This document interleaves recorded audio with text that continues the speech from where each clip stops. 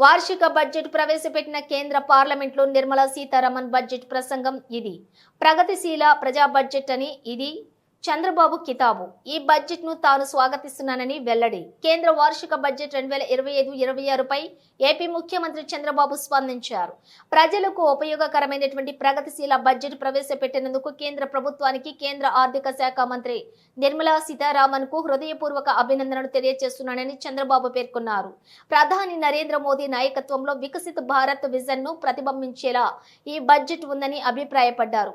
మహిళా సంక్షేమం, పెద్దలు, యువత, రైతులకు ఈ బడ్జెట్ లో ప్రాధాన్యత ఇచ్చారని, అంతేకాకుండా వచ్చే 5 ఏళ్లలో 6 కీలక రంగాల్లో అభివృద్ధిని దృష్టిలో ఉంచుకుని కేటాయింపులు చేసినట్లు అర్థమవుతోందని చంద్రబాబు వివరించారు. దేశ సంక్షేమం దిశగా ఈ బడ్జెట్ ద్వారా కీలక ముందడుగు వేశారు.